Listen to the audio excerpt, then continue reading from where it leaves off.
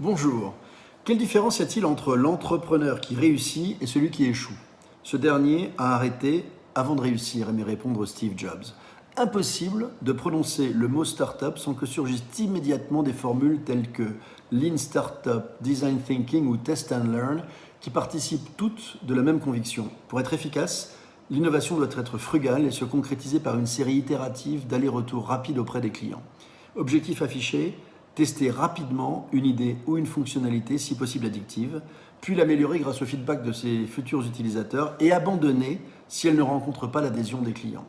Autre vocabulaire obligé de la planète startup, les expressions fail fast et fail forward, au sens anglais de fail bien sûr, qui signifie essai manqué et non pas fin de l'histoire. Qui dit risque dit acceptation de l'échec, intégré dans les startups comme un ingrédient de la réussite et qu'il convient de banaliser. Car refuser le droit à l'erreur, individuelle ou collective, c'est refuser le droit à l'expérimentation qui doit être désormais omniprésente dans toute l'entreprise.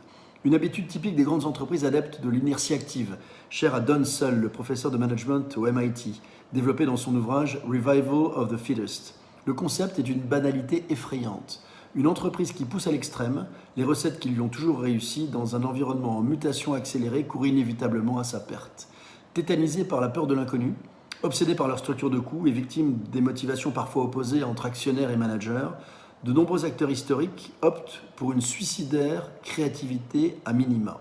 Fort heureusement, croire que valoriser les seules innovations incrémentales et les seuls réflexes de gestionnaire ne fait courir aucun danger à l'entreprise est en passe d'être violemment contredit par la culture du risque inhérente à l'esprit start-up et les succès qu'elle engrange dans son sillage. Il est grand temps de le comprendre et de s'en rappeler.